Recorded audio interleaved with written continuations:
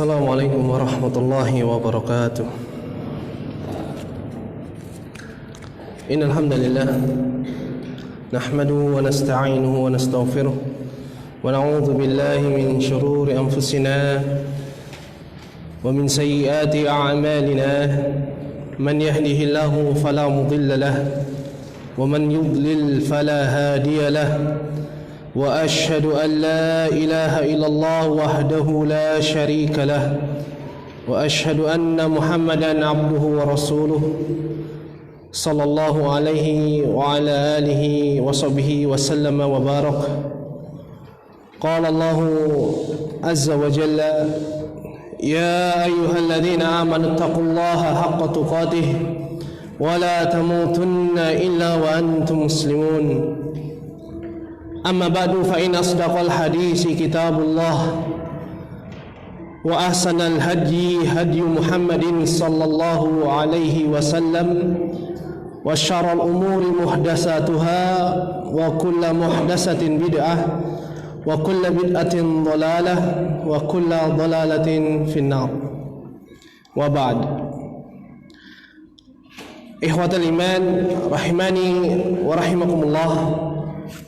Alhamdulillah kita bisa berkumpul di sebuah majelis yang di dalamnya insyaallah kita membaca kalamnya Allah Subhanahu wa taala, membaca hadisnya Nabi sallallahu alaihi wasallam sebagai warisan turun-temurun yang hanya orang-orang terkhusus yang rebutan dan tidak ada yang saling menjatuhkan.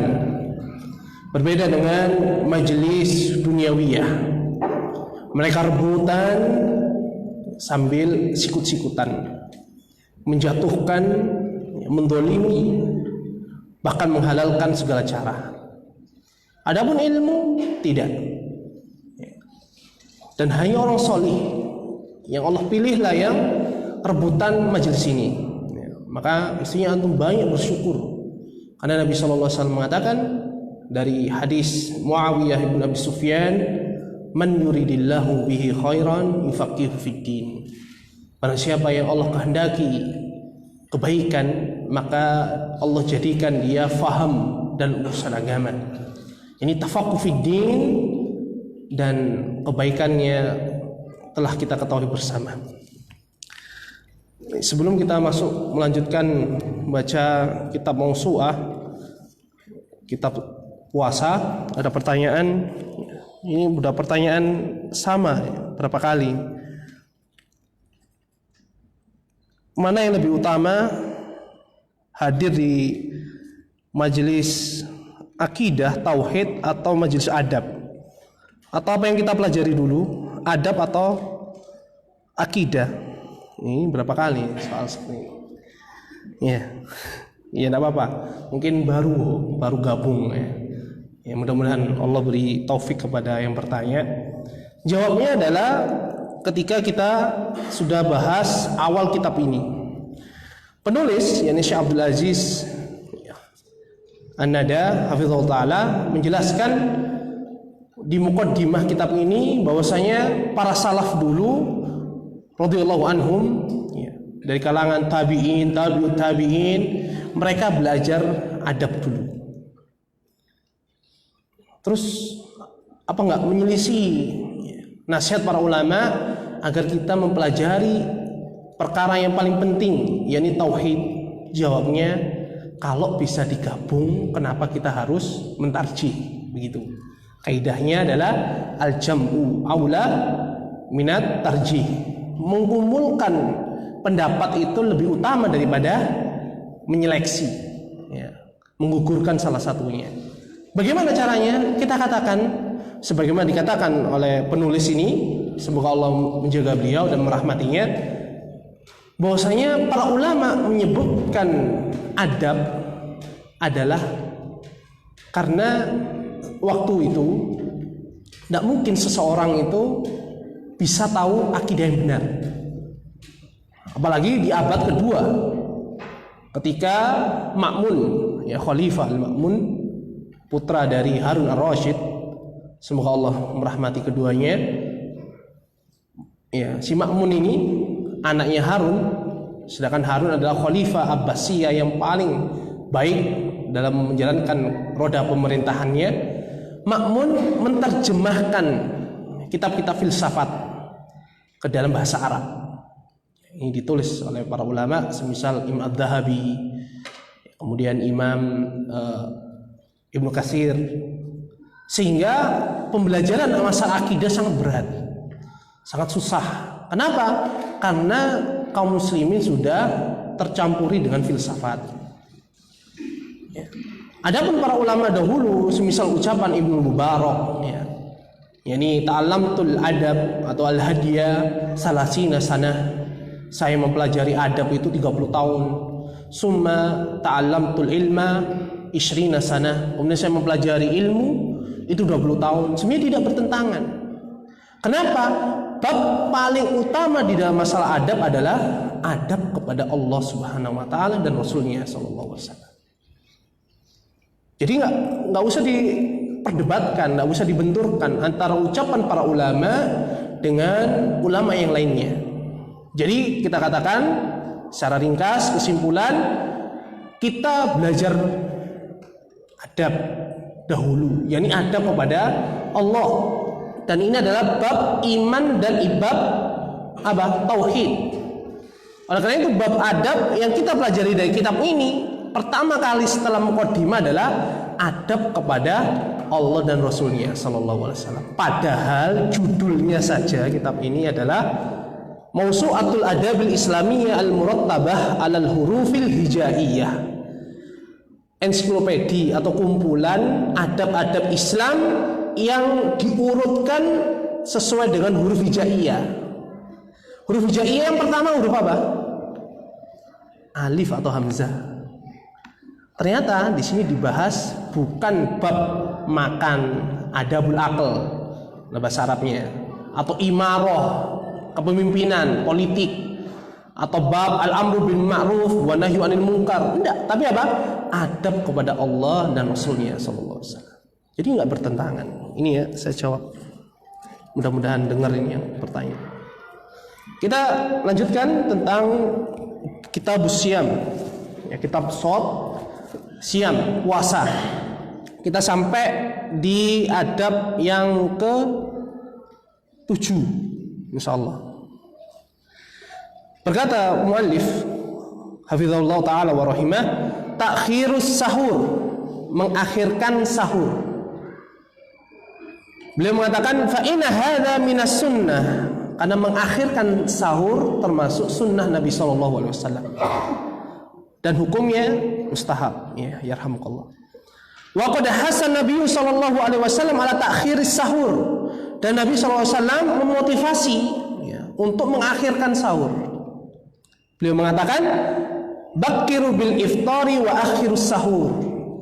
Bakiru, bersegeralah dalam berbuka dan akhirkanlah sahur. Kenapa?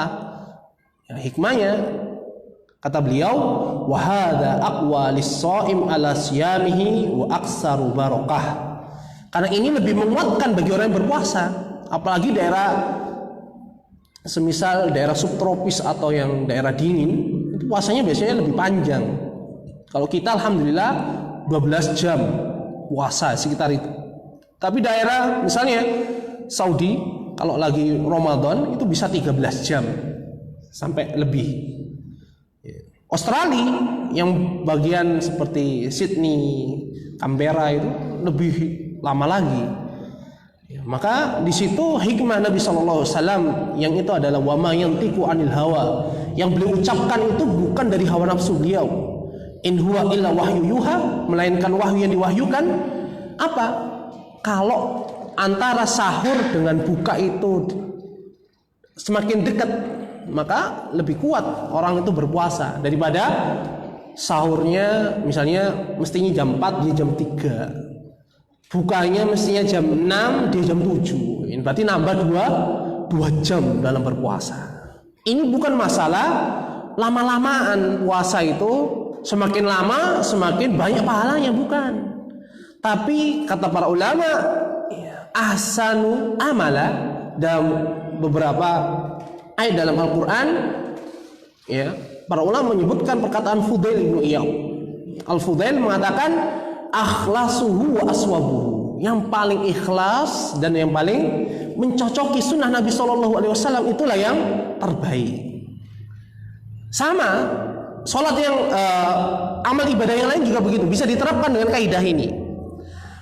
Bagus mana infak 1 juta dengan infak 10.000? Maka jawabnya ya tergantung. Ya, kaidahnya 2 tadi. Akhlasuhu, yang paling ikhlas. Kalau 1 juta tapi ingin ditulis namanya di pampang, ya apa hasilnya? Atau 1 juta diungkit-ungkit, ya apa bedanya?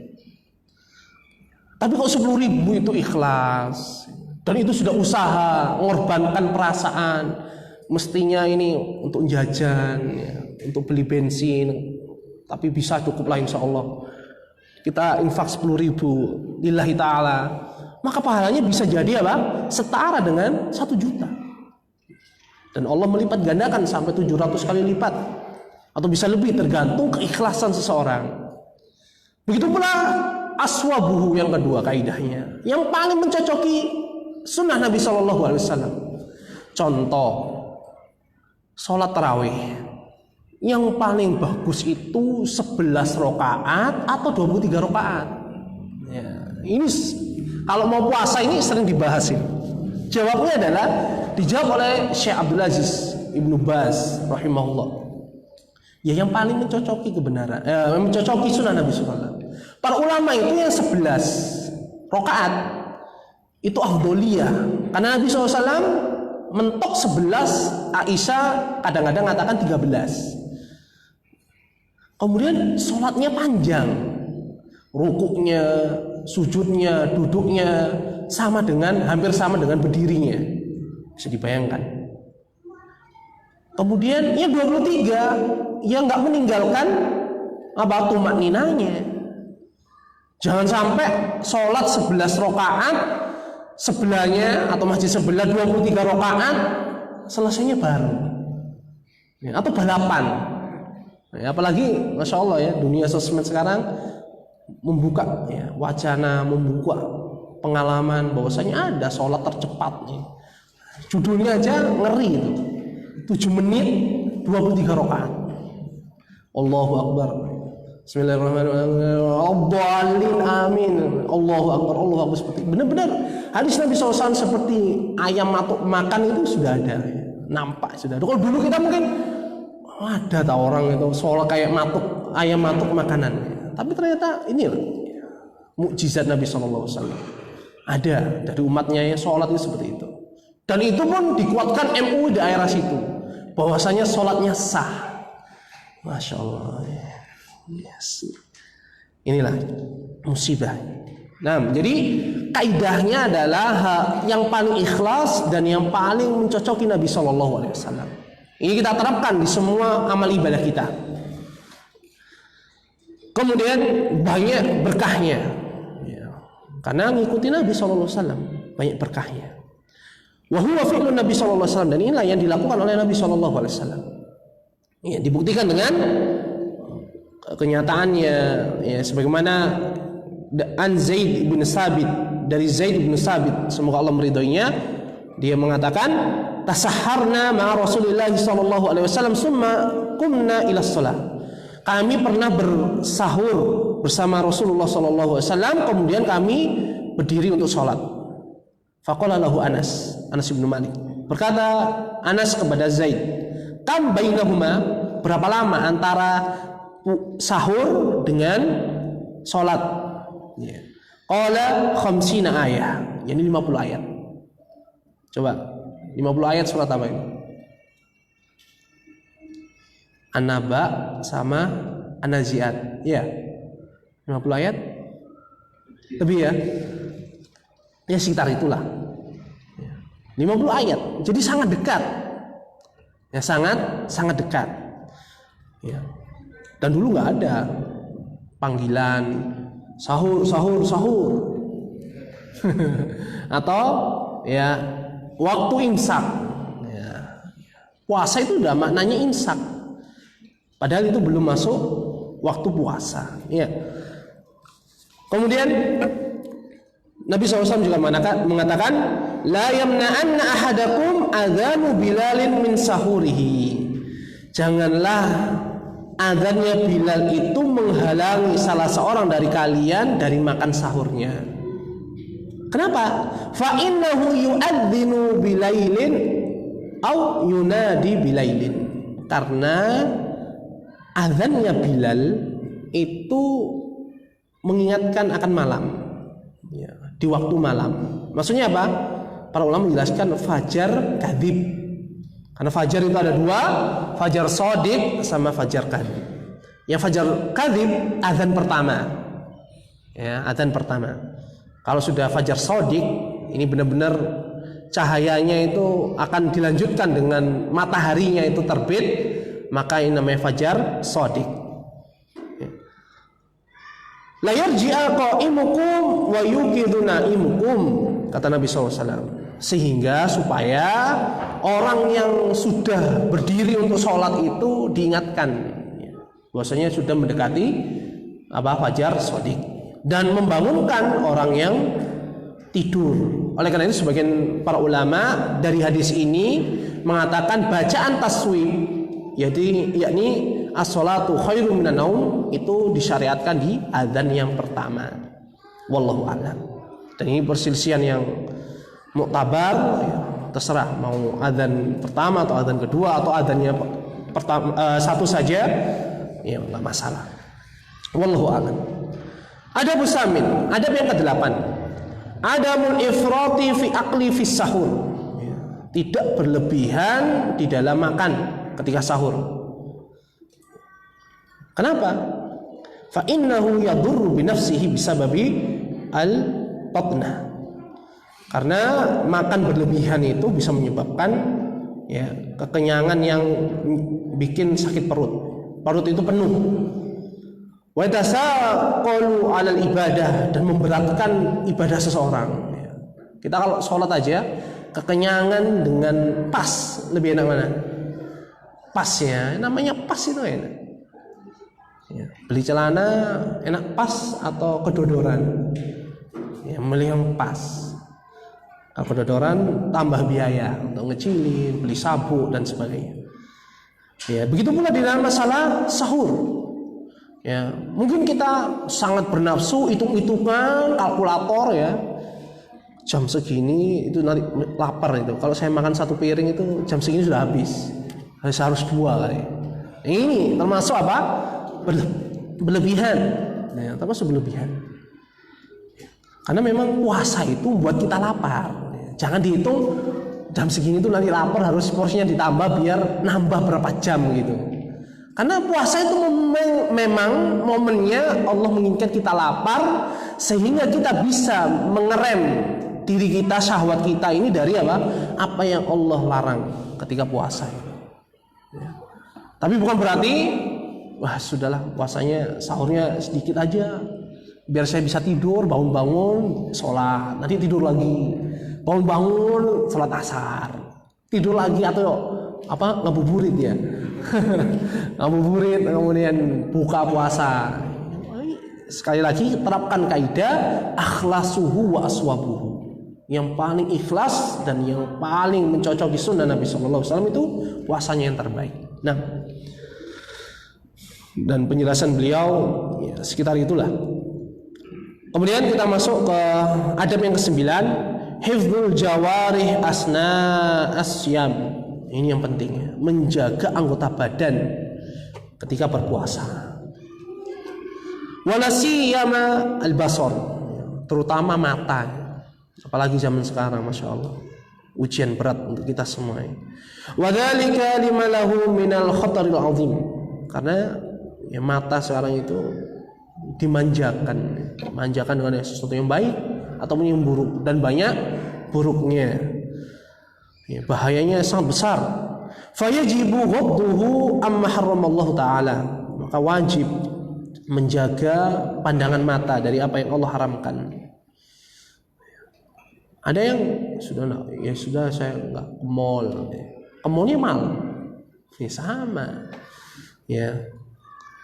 Sebenarnya bukan masalah kalau puasa itu sebisa mungkin nggak bermaksiat, kemudian ketika malam itu dia nggak apa-apa maksiat atau dosanya nggak seberapa besar gitu. Justru sikap meremehkan inilah yang menyebabkan orang itu binasa. Kenapa?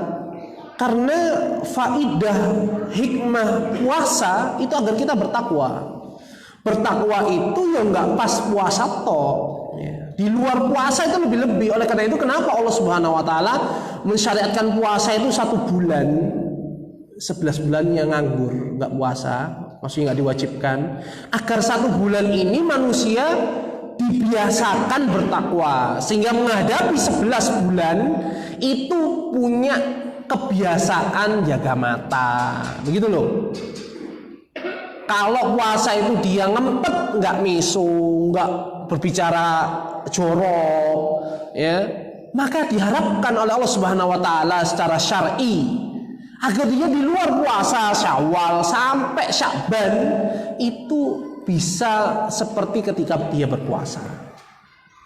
Ini hikmah yang bukankah kita setiap puasa itu dibacakan surah Al-Baqarah itu ayat 183 itu sampai 185, bahkan dibaca ketika sholat. Tapi apa? Asarnya ini menunjukkan iman kita ini harus sering-sering apa? Diberi makanan. Kalau kita butuh nutrisi, apalagi yang masih tumbuh kembang ya, kita butuh nutrisi biar perbaikan gizi katanya. Hati kita kadang-kadang lupa. Ya. Ini dia. Ya. Ini semua nasihat untuk saya dan untuk antum semua. Oleh karena itu menuntut ilmu, para ulama mengatakan setiap hari dan setiap saat. Bahkan Imam Ahmad mengatakan sesuatu yang luar biasa. Lebih asyad minat ta'ami wasyarab, lebih butuh seorang terhadap ilmu daripada sekedar makan dan minum. Karena makan minum juga butuh ilmu. Sedangkan makan itu cuma sebentar, ilmu terus dibutuhkan. Ya. Bahkan Imam Ahmad ditanya, sampai kapan kau bawa pena dan apa? Dengan tinta itu, kertas itu. Jawab beliau, minal mahdi ila lahdi, mulai dari gendongan sampai masuk ke lubang lahat. Luar biasa. Tetapi perhatikan, majelis nasihat jangan setiap hari, bosen. Orang dinasihati, lihat aja di sekolah itu, kalau dinasihati setiap apel nasihat, anak itu bosen. Oh apa? Setiap hari ditegar, tegur. Dan Nabi SAW juga begitu. Dalam Sahih Bukhari, beliau Imam Bukhari rahimahullah membawakan bab itu, bahwasanya belajar itu setiap saat. Dan nasihat, majelis nasihat itu sepekan itu cuma berapa kali, 1 atau 2 kali itu. Ya, jadi majelis nasihat itu jangan setiap hari. Termasuk nasihatin istri jangan setiap hari. Ya. Nasihati anak, nasihati pegawai jangan setiap hari. Oleh karena itu khutbah Jumat itu nasihat. Apakah ada khutbah Senin? Tidak ada. Karena memang untuk nasihat, mengingatkan orang biar takut kepada Allah, besar berharapnya, kemudian memperbaiki. Bukankah imam itu selalu mengucapkan mari kita tingkatkan iman dan takwa? Tapi isinya ya apa? Setiap harinya nasihat. Ya ini kurang bagus juga. Nah, melebar ya. Yang pertama mata. Khususan fi zamanin sya'a fihi tabarruj was-sufur fi umumil biladil islamiyah. Ini curhatan beliau. Terkhusus terutama di zaman yang menyebar tabarruj. Tabarruj itu bersolek, berdandan secara bebas. Ya. Kalau tahun-tahun kemarin itu rame apa? Aplikasi percantik gitu ya, 360 berapa itu, 180 derajat apa, enggak paham saya. Sekarang apa? Face app apa itu? Lebih tua gitu kan. Padahal mestinya lebih tua ya belatung ya, tinggal tengkorak ya. Mestinya itu membuat orang itu sadar bahwasanya dia nggak akan cantik terus, nggak akan ganteng terus, nggak akan muda terus, nggak akan pemuda terus. Ada saatnya dia akan tua.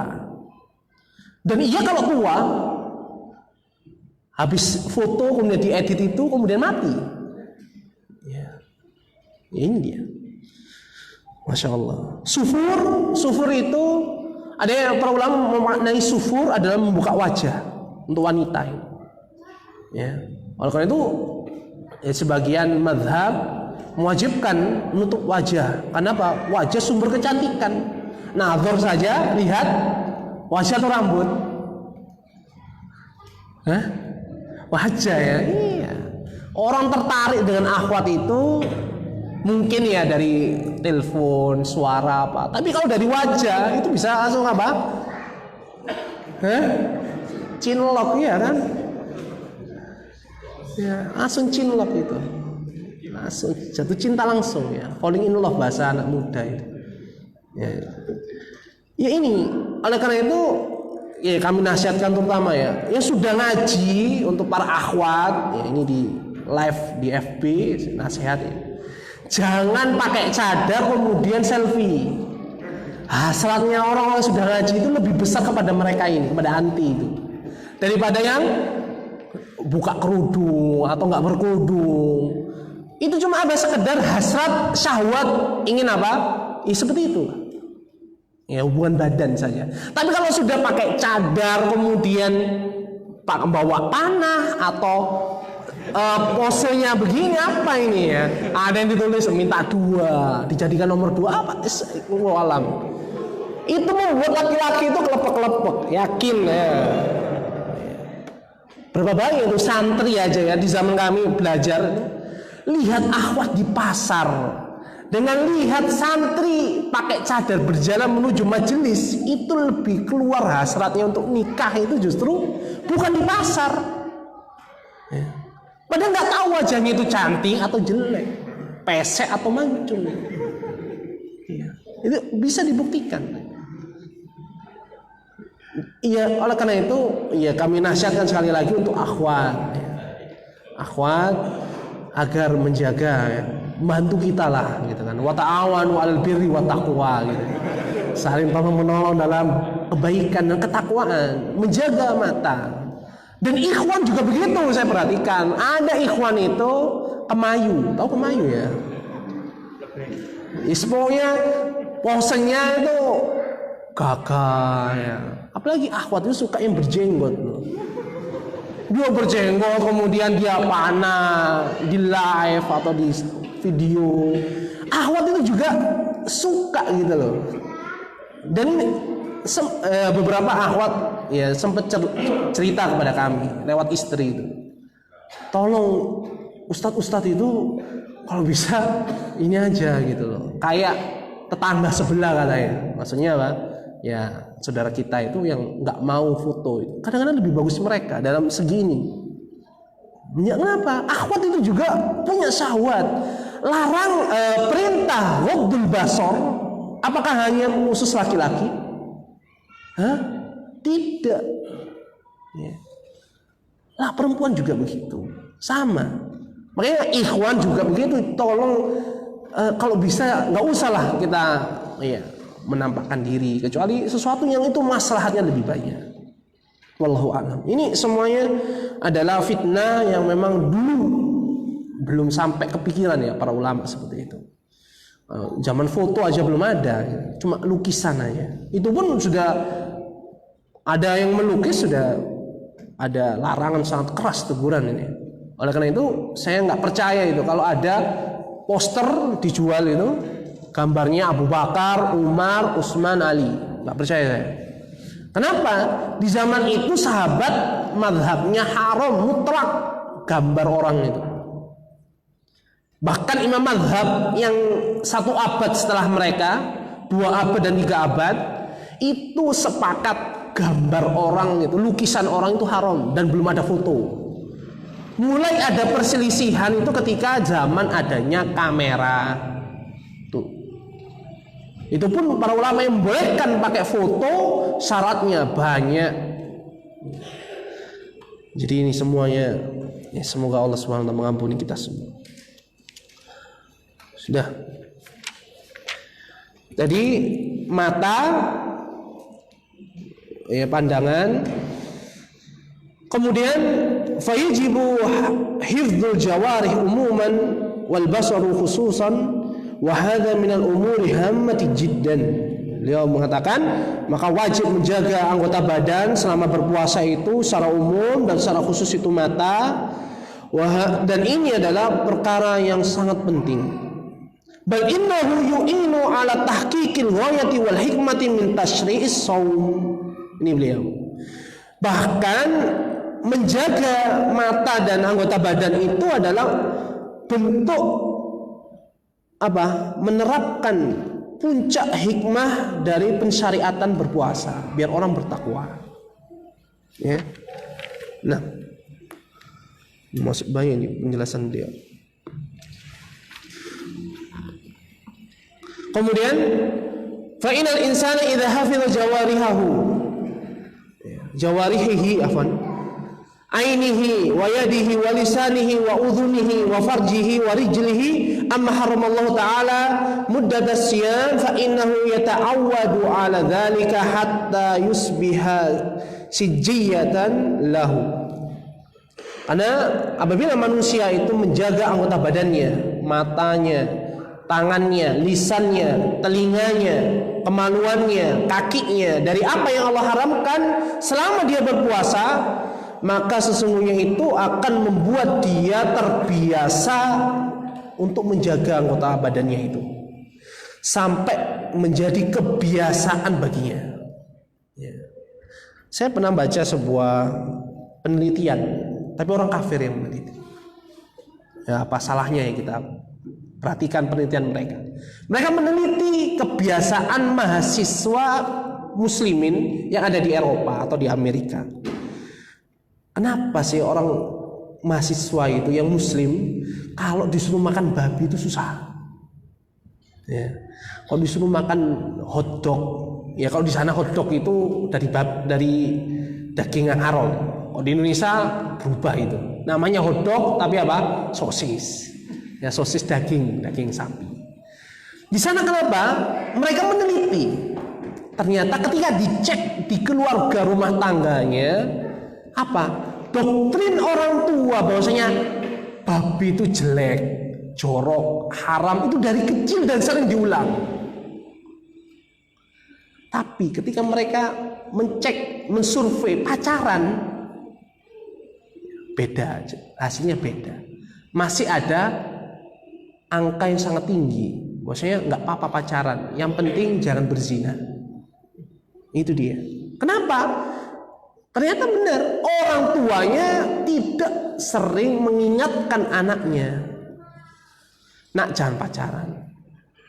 Jangan pacaran haram. Kalau katanya seandainya keluarga muslim itu menerapkan apa yang mereka terapkan terhadap babi, itu bisa mendapatkan hasil yang sama katanya. Ini kata orang kafir. Ya, saya cuma baca jurnalnya saja, nggak tahu benar apa tidak. Seperti itu. Dan pendidikan memang begitu, dibiasakan. Bukankah Nabi SAW dalam masalah keharaman, meskipun itu anak kecil, beliau tetap menegur. Ya, kita ketahui bersama, Hasan pernah nemu kurma satu di tempat yang itu tadi bekas kumpulan kurma sodako, zakat. Dan ini faedahnya bahwasanya zakat itu bukan uang. Kalau pelihara kambing, zakatnya kambing.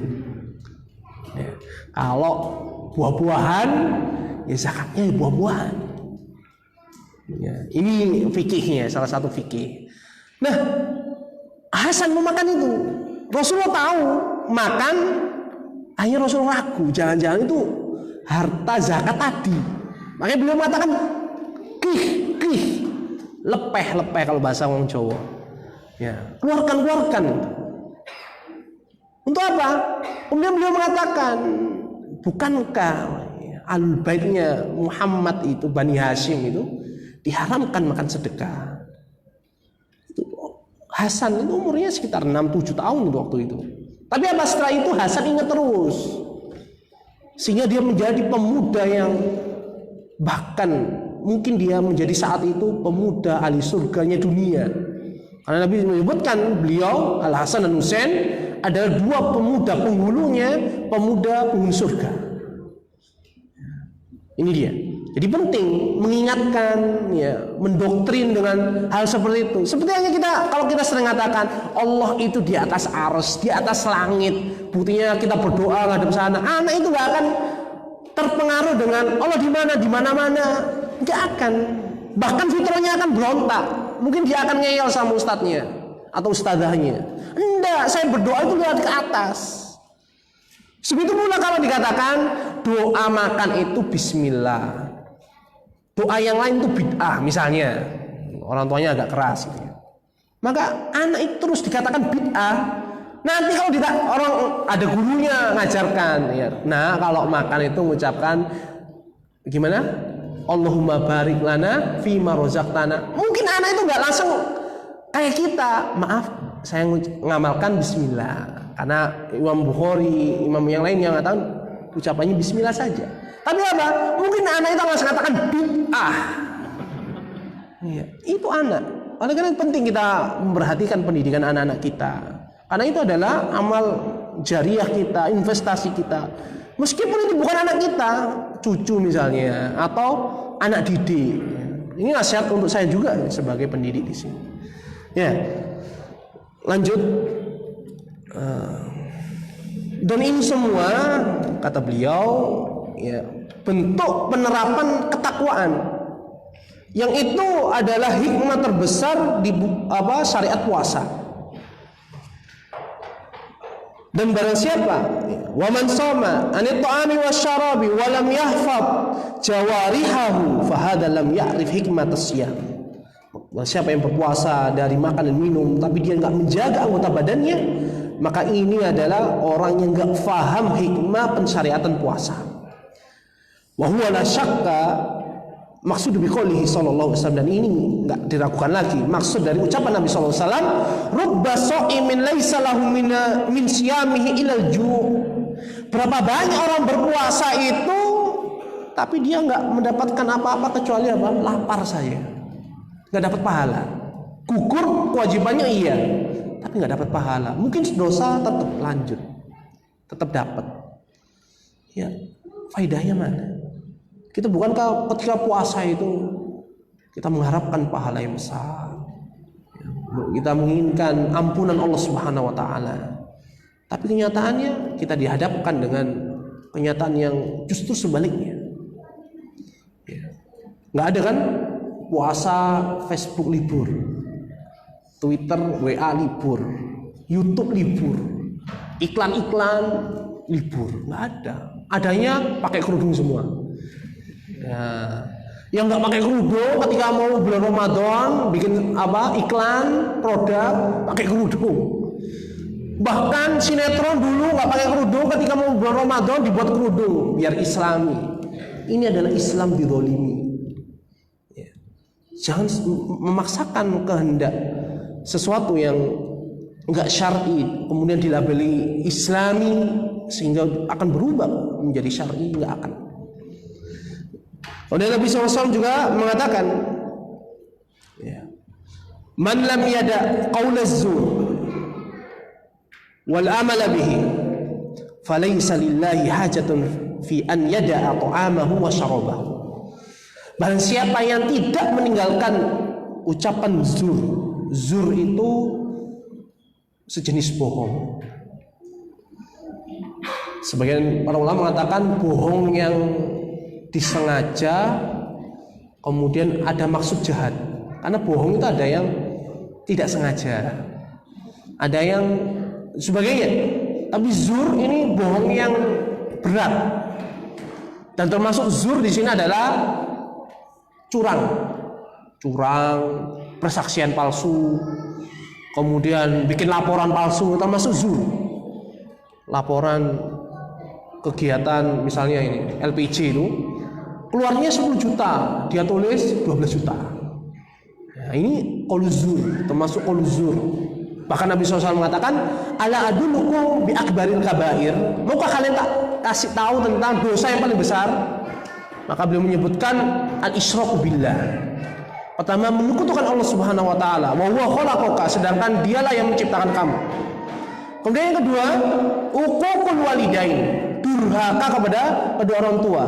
Kemudian beliau duduk, kemudian beliau mengatakan wa qauluz zur wa syahadatuz zur, dan persaksian palsu, ucapan bohong. Tapi beliau ulang-ulang kata-kata itu. Wa qauluz zur, wa qauluz zur, wa qauluz zur, terus sampai sahabat yang meriwayatkan ini katakan seandainya Rasulullah diem, maksudnya udah berhenti, cukup. Kenapa?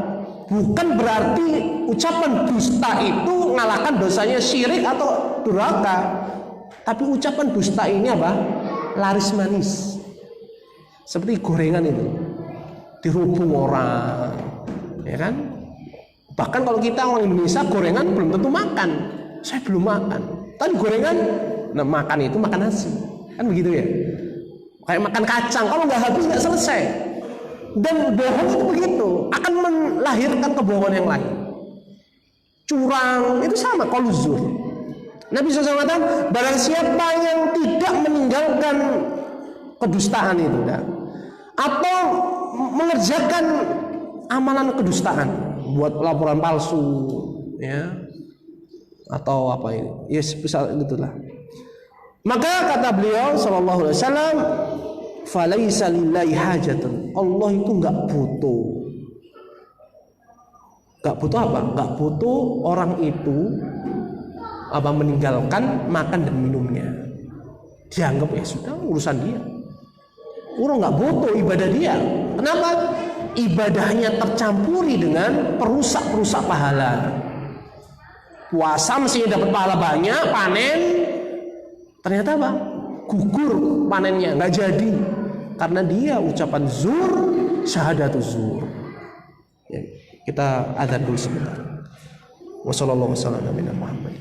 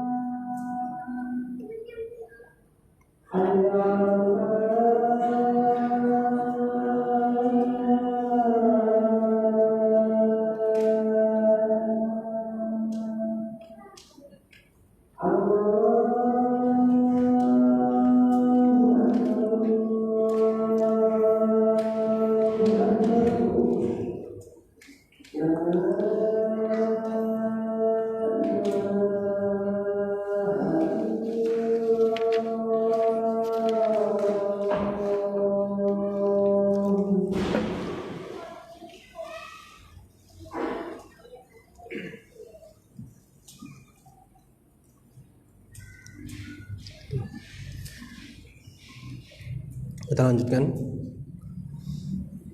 Jadi inti dari puasa adalah kita menjadi hamba yang bertakwa. Itu hikmah yang terbesar. Dengan apa? Dengan menjaga anggota badan kita. Begitu pula hidung, ya. Kemudian lisan, apalagi lisan ini yang paling banyak menyebabkan kita masuk neraka, lisan. Kemudian tangan, kaki, bahkan akal dan angan-angan kita ini harus dikendalikan dan banyak mengingat Allah Subhanahu wa taala, mengingat kematian. Aksiru dzikra hadhimil ladzat, karena itu membantu kita untuk berhenti dari maksiat.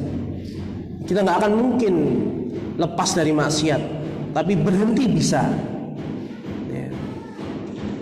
Maka kita perbesar ya, takut kita kepada Allah Subhanahu wa taala, angkat bahayanya dosa maksiat, mengetahui maqasidus syariah, kemudian mengetahui bagaimana keadaan neraka dan penghuninya. Ini membantu kita.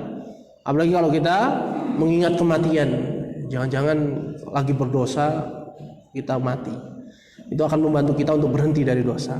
Dan kalau sudah berhenti, segera kita bertobat kepada Allah Subhanahu wa taala. Nah, ada yang ke-10, at-tahallum wa adamu jahl. Ya, ini bersabar dan tidak usil. Tidak usil. Jahal, bukan bodoh ya. Maksudnya jahal, menyakiti orang. Ya. Maksudnya apa? Seseorang kalau berpuasa itu jangan nyakitin orang, ganggu, ya ganggu, jangan usil. Kalau di luar puasa itu biasanya kalau sedikit marah itu ngejak gelut aja. Ya, puasa mestinya apa? Bisa nahan. Ya, ini puasa, ini ibadah untuk Allah Subhanahu wa taala, dan Allah sendiri yang akan membalasnya. Kalau saya ngajak gelut, rugi saya. Meskipun itu hanya ngajak, belum sampai gelut. Kalau kaum muslimin tersakiti, ya, dia akan berdosa.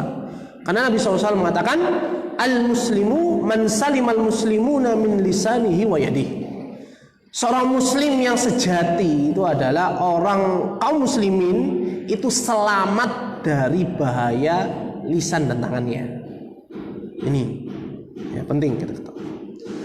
Dan Nabi SAW ya, bersabda, "Idza kana yaum shaumi ahadikum fala yarfus wala yajhal."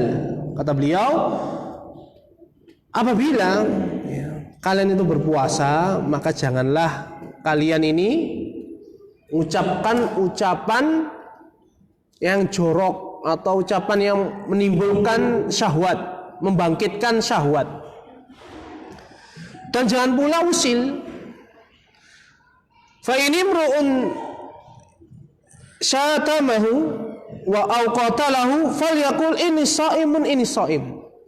Dan apabila ada seseorang mencaci makinya atau ngajak gelut, ya, qatala itu memerangi, memusuhi, bukan membunuh ya. Kalau membunuh ya laporkan pihak berwenang. Falyaqul, maka ucapkanlah ini shaim, ini shaim. Bahwasanya saya ini puasa, saya ini puasa.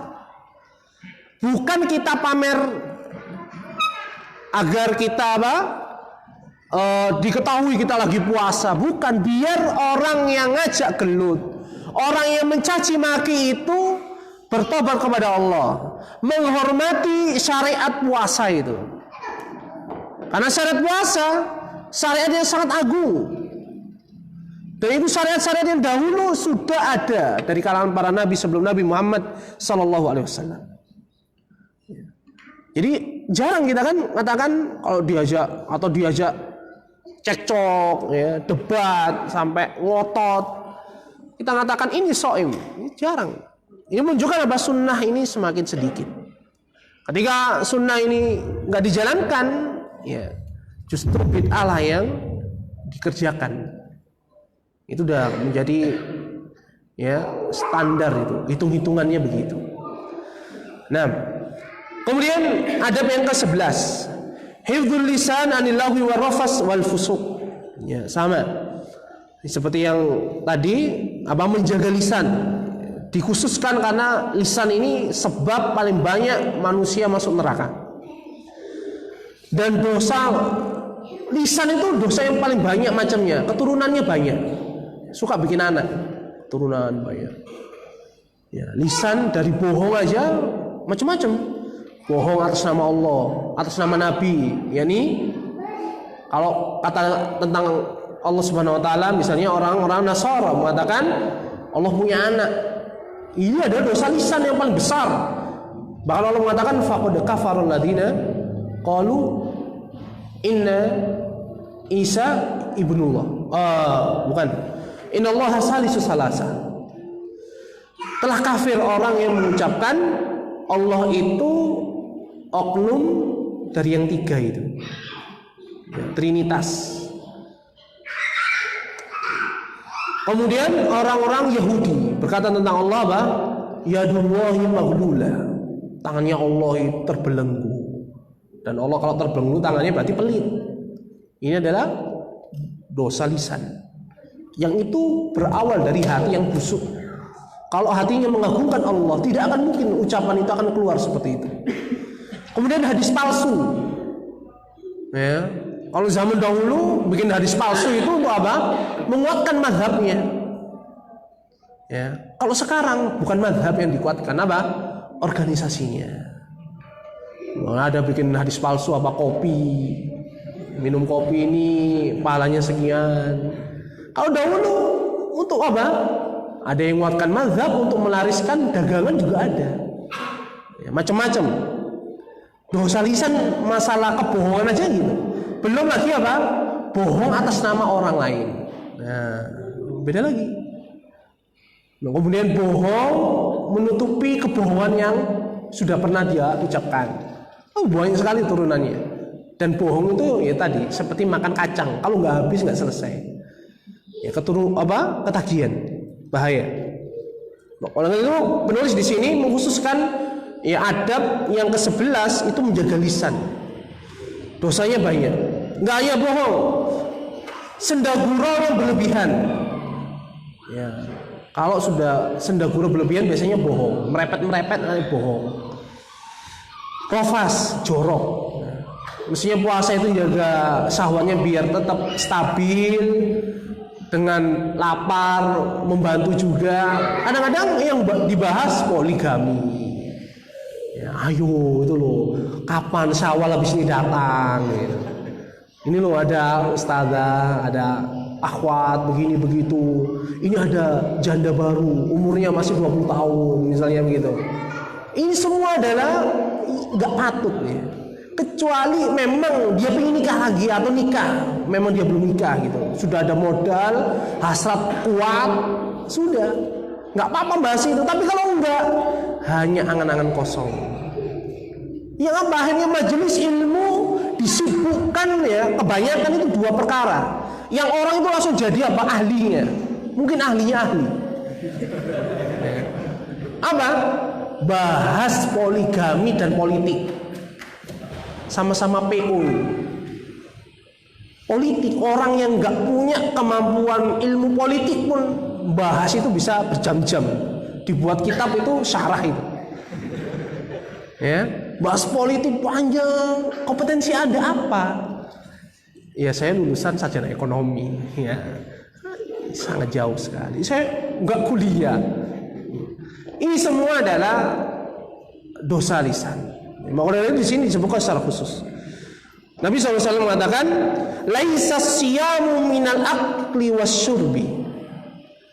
Puasa itu tidak hanya sekedar meninggalkan makan dan minum.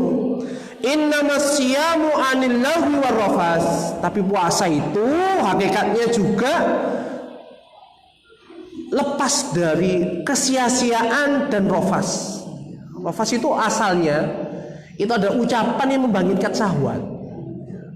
Kalau diterjemahkan mungkin maksudnya jima. Itu sebenarnya ya boleh.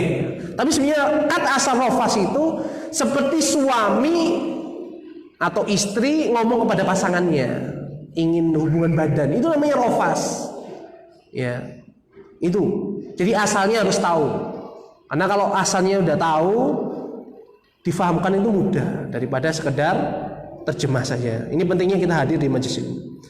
Fa in sabbaka ahadun au jahil alaika faqul ini shaim ini shaim. Apabila salah seorang ya mencaci maki engkau atau berbuat usil kepadamu atau menyakitimu, berbuat zalim, maka katakan saya puasa, saya sedang puasa. Biar dia takut, dia bertakwa kepada Allah Subhanahu wa taala. Ada yang ke-12, al-iksaru min a'malil bir. Memperbanyak amalan kebaikan. Dan ini sangat banyak sekali ya. Banyak baca Al-Qur'an. Ini daripada ngobrol ya, baca Al-Qur'an. Dan kalau bisa ya, ini nasihat untuk kami juga, jangan hanya memperbanyak bacaan. Ya, minimalnya baca terjemahnya lah. Ya, terutama surat Al-Fatihah, surat yang kita biasa baca itu loh, yang 3 ayat Al-Kautsar. Harus paham. Kita kan kalau sholat sunnah pilih yang paling pendek kan? Ya, soal Al-Kautsar, Al-Asr, ya, kemudian An-Nasr, ini sudah itu aja surat favorit. Kalau dulu sahabat itu qul huwallahu ahad karena dia paham makna itu sangat besar sehingga setiap sholat ditutup habis sholat baca surat yang panjang, dia baca surat qul huwallahu ahad sampai dilaporkan gitu. Itu karena dia cinta, sehingga Rasulullah mengatakan antam ma'aman ahbabta, engkau bersama orang yang kau cintai, bersama yang dicintainya. Nah, kita pilih yang paling pendek untuk apa? Ya, jawab sendiri-sendiri. Yang ke-13, takjil fatur, mempercepat atau mensegerakan berbuka. Maksudnya belum waktunya kemudian berbuka, bukan, batal puasanya.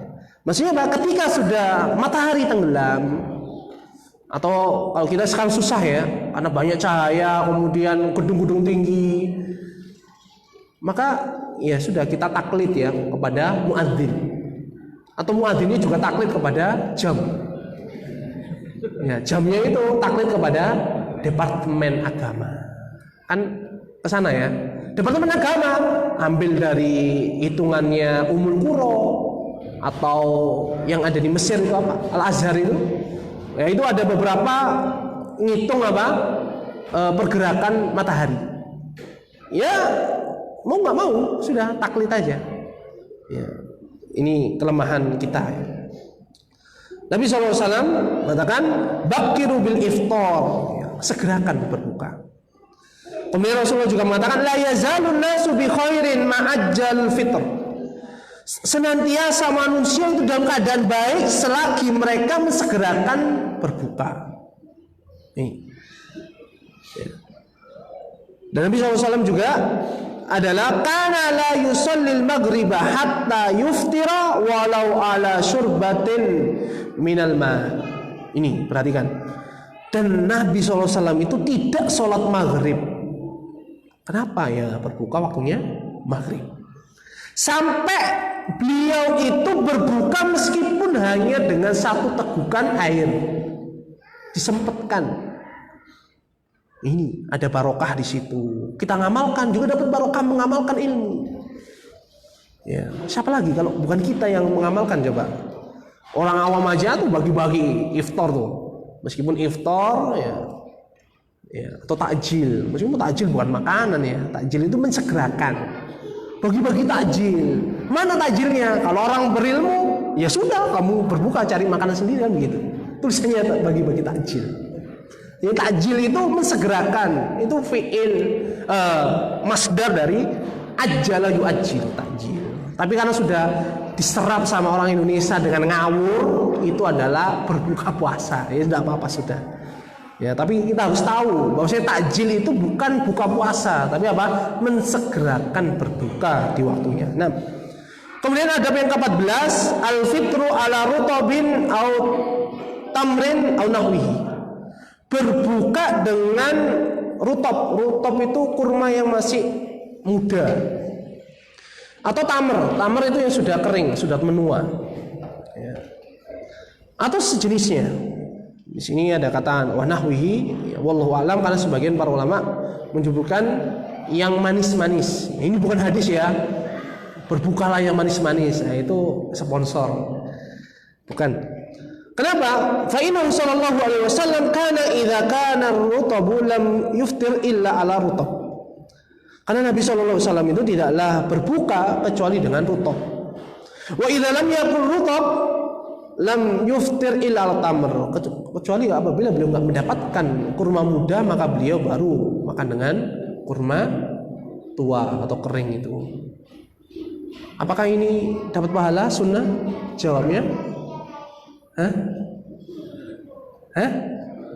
Sunnah? Ini makanan loh. Jawabnya adalah sunnah. Kenapa? Di sini Rasulullah mengistimewakan rutab. Ya, mengistimewakan rutab. Kalau nggak ada, baru apa? Kurma tua, tamer yang biasa kita konsumsi itu. Nah, beliau membedakan itu menunjukkan di situ ada kekhususan syariat. Dan ingat kaidahnya fi'lul mujarrad yadullul alal istihbab. Ya nggak apa-apa ya, agak melebar ke kaidah. Fi'ilnya Nabi yang tanpa diikutkan ucapan itu menunjukkan sunnah. Sekali lagi, al-fi'lul mujarrad yadullu al istihbab. Pekerjaannya Nabi yang nggak diikutkan ucapan beliau, hadisnya cuma hadis perbuatan dilihat oleh sahabat, itu menunjukkan hukum asalnya adalah mustahab. Ya, mustahab itu dia. Maka beliau di sini mengutamakan rutab. Baru kalau nggak ada tamr, maka di sini mencari rutab itu sunnah. Kalau nggak dapat rutab, dapatnya tamr, ya sunnah juga di sini ada. Ya nggak usah putus asa. Kemudian Nabi SAW juga mengatakan, "Idza kana ahadukum sha'iman falyuftir ala tamr."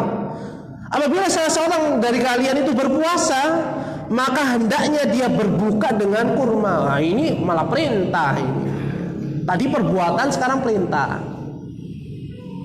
Fa in lam yajid at-tamra fa'alal ma. Apabila enggak nemu kurma yang tua itu, yang kering itu, maka hendaknya dia dengan air minum. Ya. Fa inal ma tahur. Karena air itu suci dan mensucikan. Ya, mensucikan badan kita. Ya, ini dia. Termasuk sunnah Nabi SAW. Boleh nggak Ustaz makan gorengan? Nah, termasuk saya ini. Boleh. Jadi di sini tidak dibatasi. Apakah berbuka awal itu atau yang kita namakan takjil itu hanya kurma saja tanpa air minum? Tidak. Di sini bukan pembatasan. Tapi apa? Menunjukkan bahwasanya kalau kita buka banyak macamnya, kemudian ada kurma, kemudian kita makan, maka berbuka dengan kurma itu dihitung oleh Allah Subhanahu wa taala, insyaallah pahala. Kita mengamalkan sunnah gitu. Bukan berarti kemudian enggak makan gorengan, oh enggak sunnah ini makan gorengan. Bukan. Jangan melabeli sunnah ya. Apa-apa sunnah bahaya.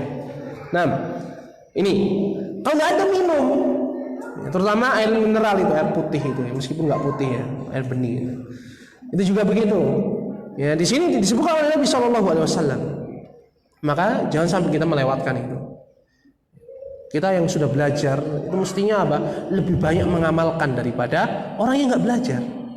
Ini penting. Jangan kalah dengan orang yang berdagang yang nggak belajar itu. Ya. Ayo bulan puasa kurma sunnah. Adab yang ke-15, adamul israfil aqli indal fitr. Nah, yang ke-15 adalah tidak berlebihan. Tidak berlebihan. Berlebihan itu ya melebihi kadar, atau kalau bahasa Jawanya apa? Melebihi tangki wetenge ya. Makan itu kalau orang berbuka, misalnya satu gelas itu kenyang, maksudnya cukup, dia ambil 2 gelas, dia minum 1,5, maka yang setengah ini namanya israf. Namanya israf. Dan kita salah paham. Biasanya apa? Mubadzir. Mubadzir itu bukan itu. Mubadzir itu kita minum air putih, kemudian kita minum soda. Beli soda, beli air putih. Kita minum air putih, sodanya nggak dipakai. Ngapain? Ya, saya orang kaya, boleh dong beli soda. Tapi nggak diminum. Maka ini tabdir, menyanyiakan harta. Ya, ini bedanya tabdir sama israf. Yang kita banyak salah ya. Kok dihabiskan mubadzir? Ya sudah, dimaklumi, belum belajar mungkin. Tapi kita yang sudah belajar, ya, jangan berlebihan, itu berlebihan tuh.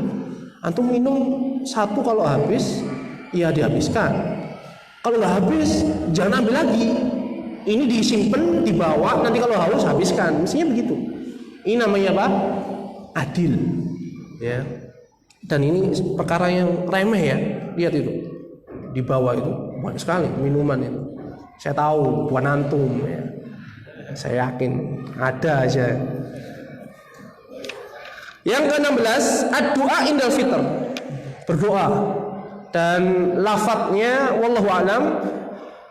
Adapun lafadz yang mengatakan Allahumma laka sumtu wa bika amantu wa ala rizqi aftaltu, hadisnya mungkar. Mungkar itu perawinya ada yang dhaif, menyelisihi rawi yang sikoh. Itu mungkar. Ya, nanti belajar mustalah hadis. Nah, yang sahih adalah wallahu alam, ada doa ini, dhahabadz dhama'u wa batallatil uruqu wa sabatal ajru insyaallah. Itu. Dan alhamdulillah sudah mulai banyak orang sadar itu ya. Bahkan di sekolah-sekolah yang umum pun sudah mulai diajarkan, terutama doa ini. Alhamdulillah.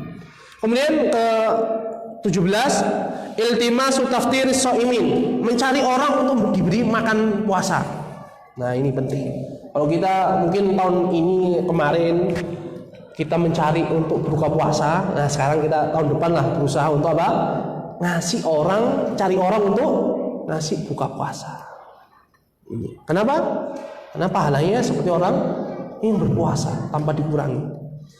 Kemudian yang ke-18, adamul wisol, jangan puasa lanjut setiap hari kecuali di bulan Ramadan. Kan nggak boleh wisol, jadi sekarang libur. Ya, ini kesesatan. Jadi puasa sunnah jangan diterus-teruskan. Karena ada kasus, yakni Abdullah ibnu Amr, sahabat yang luar biasa. Waktu masih muda, Abdullah ini punya kehebatan yang nggak dimiliki oleh setiap sahabat. Dia nikah umur, ada yang mengatakan 9 atau 12 tahun. Siapa yang menikah umur 12? Gak ada ya. Sekitar itu. Kemudian dia ini menghafal hadis, bisa menulis dan membaca. Bahkan Abu Hurairah yang paling banyak hadisnya memuji Abdullah bin Amr ibnu As, anaknya Amr ibnu As. Saya ini paling banyak hadisnya kecuali Abdullah, karena dia menghafal dan menulis, sedangkan saya hanya menghafal saja. Yang ketiga, dia berjihad. Abu Hurairah pernah baca dia berjihad, ikut jihad jarang. Kebanyakan dia mengajarkan ilmu untuk apa? Menyiapkan generasi. Si Abdullah ini yang mengajarkan juga jihad. Bahkan dia bersama sang bapak Amr bin As membuka negeri Mesir di zaman Umar, lanjut ke Utsman. Kemudian yang keempat, dia ahli tafsir, penghafal Quran. Dan yang kelima, dia orang ahli ibadah. Nah, di sini ahli ibadahnya Abdullah ini, pertama, dia itu puasa terus-menerus, sedangkan dia punya istri, menghafal Quran, menghafal hadis, mencatat dan mengajarkan. Bayangkan, puasa terus. Kemudian sholat malam itu 11 nggak pernah bolong. Ya, nggak pernah bolong. Terus jihad, berjihad di jalan Allah SWT. Bayangkan amal-amal yang berat dia mampu. Makanya Nabi SAW mengatakan nggak boleh seperti itu. Maka beliau mengatakan kepada beliau, likulli amalin sirratun wa kulli sirratin fatratun. Setiap amalan itu ada masa semangatnya, dan setiap masa semangat itu ada masa jenuhnya, lelah. Man kana fatratuhu ala sunnah fahuwa ihtada. Barang siapa yang ketika masa lemahnya, lelahnya itu di atas sunnah, maka dia telah mendapatkan petunjuk. Wa man kana fatratuhu li ghairihi atau li ghairiha, maksudnya li ghairi sunnati, maka faqad halak, maka dia akan binasa. Apabila fatrahnya, masa capeknya, futur itu bukan di atas sunnah, maka dia akan binasa. Nah, Nabi mengatakan puasamu itu sudah cukup sebulan 3 kali aja.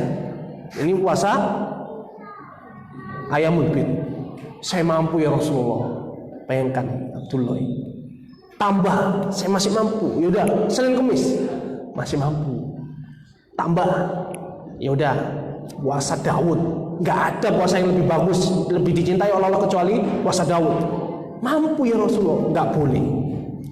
Kemudian dia itu menghatamkan Quran sehari sekali. Bayangkan, siapa ya? Gak ada. Abdullah hebat. Sehingga Rasul mengatakan, gak mungkin orang itu bisa membaca faham khatam Quran itu kurang dari 3 hari. Mampu aku ya Rasul? Gak mampu, Pak. Maka dia pun menghatamkan 3 hari sekali. Bayangkan, berarti 1 hari berapa juz? 10, dan dulu belum ada 1 juz, 2 juz. Karena penjusan itu Al-Quran belakangan. Abdullah seperti itu. Ketika tua, dia pun menyesal, capek badannya, tapi sudah komitmen sama Nabi, saya kuat. Sehingga dia meriwayatkan hadis itu terus curhat. Kalian jangan seperti saya. Dulu Rasul mengatakan ini sampai selesai, dan sekarang saya sudah tua, nggak mampu.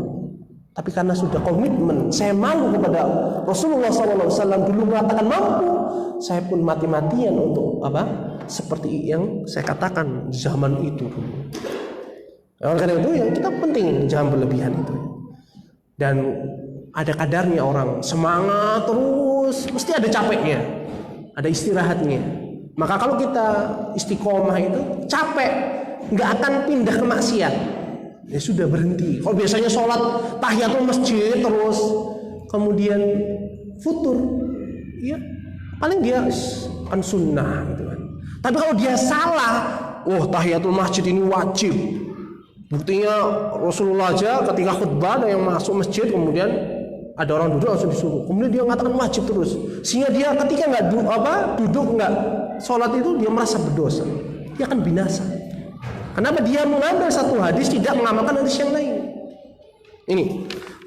Maka puasa juga seperti itu. Ya, maka jangan wisol. Apalagi Nabi SAW juga sudah mengatakan iyyakum wal wisola. Hati-hati kalian dari puasa wisol. Maksudnya jangan puasa wisol. Susah ini. Sama yang puasa Daud. Tuntas 1 tahun. Ya, puasa Daud aja belum wisol gitu ya. Nah, ke-19, jawazul fitri asna'an nahari fi shaumi tatawwu. Bolehnya berbuka puasa di siang hari ketika puasanya puasa sunnah. Faqad qala Nabi sallallahu alaihi wasallam, as-shaimul mutatawwi amiru nafsihi. Orang yang berpuasa sunnah itu dirinya sendirilah yang pemimpin itu. Insya'a shoma wa insya'a aftara. Apabila dia mau, ya dia bisa lanjut puasa. Kalau dia mau juga dia bisa melepaskan, maksudnya berbuka. Ini puasa sunnah. Kalau wajib nggak boleh, nggak ada tawaran lagi. Ini dia. Karena idza dakhala qala. Dan Nabi SAW itu, ya ini faidah, bolehnya kita berpuasa meskipun sebelum tidur kita nggak ada niat. Karena Nabi SAW pernah bangun tidur, sholat itu belum belum minum, belum makan. Maka beliau ketika lapar datang kepada keluarganya. Hal indakum to'am, apa kalian punya makanan?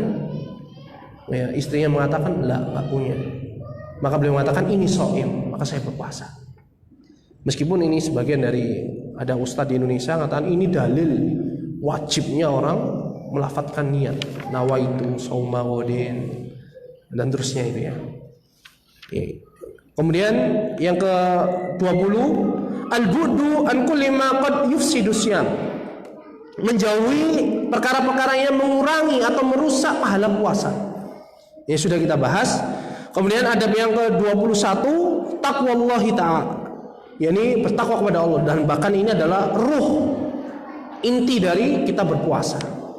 Mungkin ini yang dapat kami sampaikan, dan selesai kita Abu Syam ya. Pertemuan lagi insyaallah kita kembali ke huruf hamzah. Ya, alif lagi. Yani bab al-amru bil ma'ruf wa nahyu 'anil munkar. Bab tentang perintah, memerintahkan kepada kebaikan dan mencegah kemungkaran. Di sana ada kaidah-kaidah, apakah kita harus setiap kemungkaran kita berantas, setiap diskotik kita hancurkan, setiap ada perjudian kita bubarkan. Ya, di sana kita akan bahas insyaallah biidznillah wa taufiqih. Ada pertanyaan? Enggak usah ya. Sudah lama ini. Wassallallahu wasallam ala nabi Muhammadin wa ala alihi washabbihi. Subhanakallahumma bihamdika asyhadu an la ilaha illa anta astaghfiruka wa atubu ilaik. Wa akhiru da'wana alhamdulillahi rabbil alamin. Wassalamualaikum warahmatullahi wabarakatuh.